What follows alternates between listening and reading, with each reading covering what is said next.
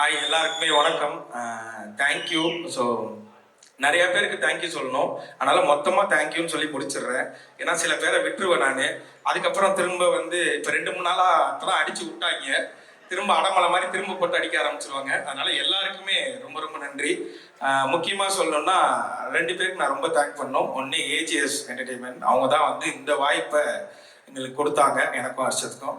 அவங்களுக்கு ஒரு பெரிய பெரிய நன்றி. இன்னொன்று அஸ்வத் ப்ரோ. அஸ்வத் ப்ரோ எப்போன்னா, இது அவங்க எனக்கு தெரிஞ்சு அவர் ஒரு 20 இன்டர்வியூ கொடுத்தாங்கன்னா அந்த 20 இன்டர்வியூலையும் இதை மறக்காம ரைம்ஸ் மாதிரி எல்லாத்துலேயும் சொல்லிட்டாரு. அவருக்கு 2 lakh சப்ஸ்கிரைபர் இருக்கும் போதே நான் அவரை கூப்பிட்டேன் அப்படின்னு எல்லா இன்டர்வியூலையும் அதை சொன்னார். அதனால உண்மையிலேயே ஒரு 2 lakh சப்ஸ்கிரைபர் இருக்கும் போது கூப்பிட்டாரு. இன்னும் சொல்ல போனால் நம்ம சேனல் ஆரம்பிச்சு 11வது சப்ஸ்கிரைபர் இந்த மனுஷன் தான் எங்களுக்கு. அதனால என்னைக்குமே அதை நாங்கள் மறக்க மாட்டோம். ஃபர்ஸ்ட் தடவை டார்லிங் கதை சொல்றதுக்காக ஆஃபீஸ் கூப்பிட்டாரு டார்லிங். போய் உட்கார்ந்தோடனே என்னென்னமோ நிறைய பேசினாரு.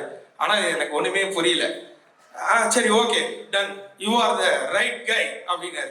சரி, ஓகே, அப்போ நான் செலக்டா அப்படின்னு கேட்டேன். செலக்ட் தான் போ அப்படின்னாரு. போய் அடுத்த நாள் இவனை கூப்பிட்டு வர சொன்னார். சரி, நமக்கு தான் ஒன்றும் தெரியல, தமிழ் மீடியம்லேருந்து வந்திருக்கோம், இவன் கொஞ்சம் நாலேஜான ஆள் தானே, அண்ணா யூனிவர்சிட்டியில் படித்தவனா, சரி இவனை கூப்பிட்டு போகிறேன். இவங்கிட்டே அந்த மனுஷன் அப்படிதான் பேசுகிறான்.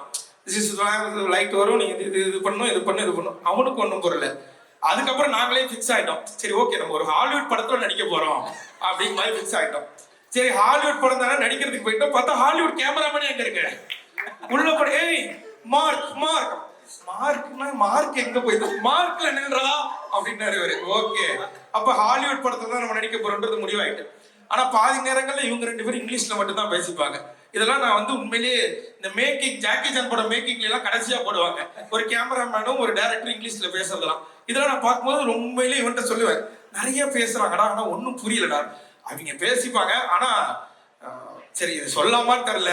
பல நேரங்கள்ல நிக்கேத்ரோ சார்ஜ் எடுத்துட்டாருன்னா எங்களுக்கெல்லாம் பீதி ஆயிடும். அது நான் பரவாயில்ல, சில நேரத்துல பிரதீப் ப்ரோக்கே அது பீதி ஆயிடும்.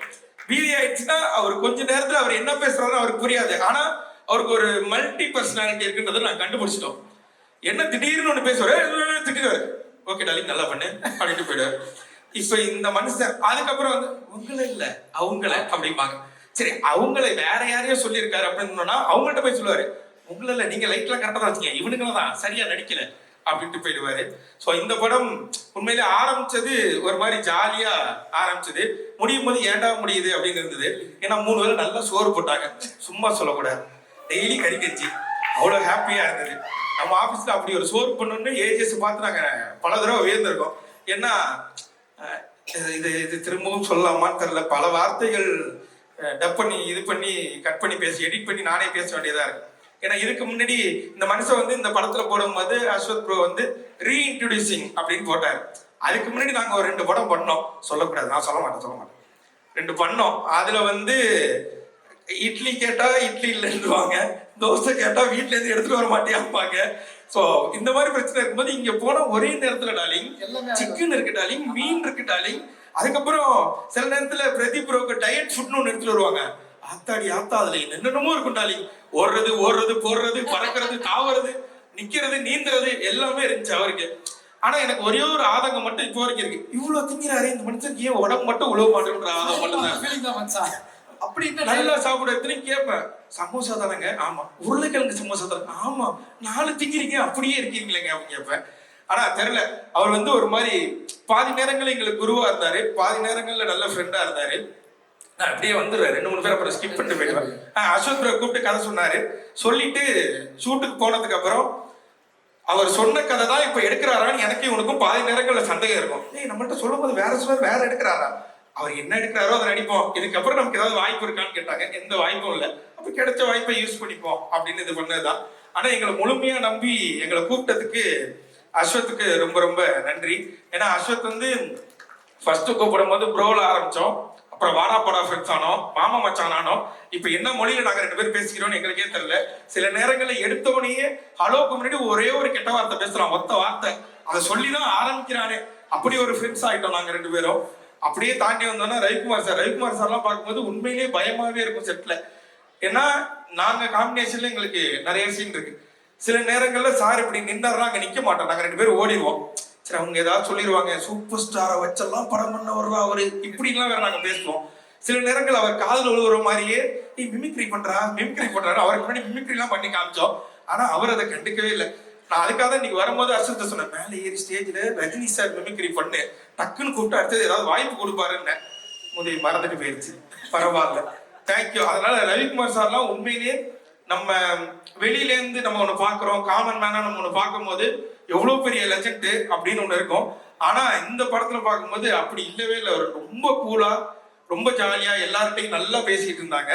பார்க்கும்போது உண்மையிலேயே பெருமையா இருந்தது. நான் எங்க அப்பாட்ட போன் பண்ணி சொன்னேன், அப்பா நீ என்ன படையப்பா படத்துக்கு கூட்டு போனீங்கல்ல, ஆமா ஆமா அதோட டேரக்டர்லாம் இருக்காருப்பா இங்க அப்படிலாம் சொன்னேன். எங்க அப்பா நம்ப மாட்டேன்ட்டாரு. அவர்கிட்ட நான் கடைசியா ஒரு போட்டோ எடுத்துக்கணும், இந்த ஸ்டேஜை சாக்கா வச்சு கேட்டுக்கிறேன், சார் எனக்கு ஒரு போட்டோ மட்டும் கொடுத்துருங்க. எங்க அப்பா இன்னமும் நம்பல. நான் படத்துல நடிக்கிறேன்னா நீ என்கிட்ட வீட்டை நடிக்கிறேன், இப்ப அங்க போய் நடிக்கிறேன் அப்படின்னாரு. அவ்வளவுதான். இதுக்கப்புறம் Pradeep bro full jolly. College படம், காலேஜ்ல என்னென்னலாம் பண்ணக்கூடாதோ அதெல்லாம் நாங்கள் அந்த காலேஜ்ல பண்ணோம். ஜாலியா இருந்தோம். நல்ல மனுஷன் உண்மையிலே. எந்த இதுவுமே இருக்க, நான் அந்த ஸ்டார்டம்ல இருக்கேன், நான் ஹீரோ, இது மாதிரி எந்த இதுவுமே அவர் கிடையாது. அவர் டீம்ல ஒருத்தரா எங்களை உள்ள போன அன்னைக்கே சேர்த்துக்கிட்டாரு. நிறைய விஷயங்கள் ஷேர் பண்றதா இருக்கட்டும், அவரு பண்ண ஷார்ட் பிலிம்ல ஆரம்பிச்சு இப்போ அவருக்கு நடக்கிற அவரோட கதைகள் வரைக்கும் எல்லாத்தையுமே எங்கள்கிட்ட சொல்லுவார். அதே மாதிரி எங்களுக்கு ஏதாவது ஒண்ணு, இது தலைவா, இது என்ன பண்ணலாம், இது என்ன பண்ணலாம்னா இதை இப்போ பண்ணிடாதீங்க, இது கரெக்டான குரோத்தா இருக்காது, இதை பண்ணதுக்கு அப்புறம் தான் நீங்க இதை பண்ணணும் இப்படின்ற மாதிரி எங்களுக்கு ஒரு பயணியரா நின்று, அதுவும் எங்களுக்கு முன்னாடி இருந்த ஒரு யூடியூபரா அவர் நாங்க ஃபீல் பண்ணோம்.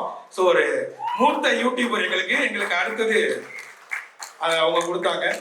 மித்தபடி எனக்கு இங்க இன்னைக்கு தான் நிறைய பேர்த்த பார்த்தேன், அதனால எனக்கு பாதி பேர்த்த தெரியாது. இதுக்கெல்லாம் இவங்க எல்லாருக்குமே ரொம்ப நன்றி. அதையும் தாண்டி இந்த பின்னாடி உட்கார்ந்துருக்கவங்களுக்கு ரொம்ப ரொம்ப நன்றி. தேங்க்யூ. நீங்க வீடியோ பார்த்தீங்க, அந்த வீடியோ மூலியமா கொஞ்சமா ஏதோ பேர் கிடைச்சது. அந்த பேர் எடுத்துட்டு வந்து இன்னைக்கு இந்த இடத்துல நிக்கிறோம். ஸோ 21ஆம் தேதி டிராகன் படம் தியேட்டர்ல ரிலீஸ் ஆகுது. எப்படி யூடியூப்ல பாத்தீங்களோ அதே மாதிரியே தியேட்டர்லயுமே வந்து இந்த படத்தை பார்த்துட்டு கண்டிப்பா உங்களுக்கு எல்லாருக்கும் பிடிக்கும், சப்போர்ட் பண்ணீங்கன்னு நினைக்கிறேன். நன்றி. Thank you darling. பட் இன்ஸ்டால ஒரு ஸ்டோரி அப்போ போட்டிருந்தாரு இயக்குனர், இந்த மாதிரி இந்த வருஷத்தோட பெஸ்ட் நடந்த விஷயங்கள் அப்படின்னு சொல்லி நிறைய விஷயங்கள் கோட் பண்றப்போ ஒரு தடவை உங்களை கோட் பண்ணி ஏதோ ஒரு ஸ்டோரி போட்டிருந்தாரு. அதை பார்க்கும்போது அவ்வளோ சந்தோஷமா இருந்தது. அந்த ஸ்டோரியை பார்த்தோம். இன்னைக்கு இப்படி டிராகன் ஸ்டோரியில உங்க 2 பேரையும் பார்க்கறது எங்களுக்கு சந்தோஷம். ஸோ நிறைய விஷயங்கள் தொடர்ந்து உங்களுக்கு சூப்பராக நடந்துட்டு இருக்கு. சுற்றி அவ்வளோ நல்ல நண்பர்கள் இருக்காங்க. ஒரே ஒரு கேள்வி, லைஃப்ல ஃப்ரெண்ட்ஷிப் எவ்வளவு முக்கியமா எங்களோட டார்லிங் பாக்குறாரு அப்படின்றது மட்டும் சொல்லணும். எப்படி இந்த மேடை வந்து நிக்கிறதுக்கு, ஏன்னா படத்துலயும் அவ்வளவு சூப்பரா சக்சஸ் தேடி போற ஒரு ஃப்ரெண்டு, ஒரு சம்பளம் காசு இல்லைனா கூட ஏன்டா எங்கிட்ட வாங்கி கொடுக்குற அளவுக்கு ஒரு நல்ல நண்பரா இருக்கீங்க. ஸோ நட்ப எங்க விஜய் சிந்து எப்படி பாக்குறாரு? அந்த ஃப்ரெண்ட்ஷிப் தான் இங்கே நிப்பாட்டி இருக்கு. அந்த ஃப்ரெண்ட்ஷிப் தான் எனக்கு விக்னேஷ்காந்த் மீட் பண்ண வச்சது. அந்த ஃப்ரெண்ட்ஷிப் தான் இவ்வளவு தூரம் கொண்டு வந்தது. இவ்வளவு பேர் வீடியோ பார்த்த ஃப்ரெண்ட்ஷிப் தான் இதை என்னை இவ்வளவு தூரம் வளர்த்து விட்டது. அதே மாதிரி படத்துலையும் என்னோட கேரக்டர் பேர் அன்பு. நானும் பிரதீப் ப்ரோவும் வந்து பயங்கரமான ஒரு, அந்த காலத்துல ஒரு சூர்யா தேவா அப்படின்னோம்னா அடுத்த காலத்துல இந்த அன்பும் பேர்லாம் ரிவீல் பண்ணலாமா? சொல்லக்கூடாதா? என்ன எங்கேயும் மிரட்டுற, நீ வெளில வாடி. அதனால அதான் பேர் ரிவீல் பண்ண, என் பேர் அன்பு. ஸோ அந்த மாதிரியான ஒரு நட்பு இந்த படத்துலையும் பார்க்கலாம். நிறைய பேர் வந்து இதை நிறைய இடங்கள்ல சொல்லிக்கிட்டே இருந்தாங்க, இது வந்து அந்த படமா இருக்கு, இது வந்து இந்த படமா இருக்குன்றது. ஆனா இது நான் பார்த்துட்டேன், அதனால சொல்றேன், நீங்க யோசிக்கிற எந்த படம் மாதிரியே இருக்காது. இது புதுசா ஒரு நல்ல படமா உங்களை என்டர்டெயின் பண்ற படமா தான் இருக்கும். அதுல நான் ஷுவரா சொல்றேன். தேங்க்யூ. Thank you bro, thank you.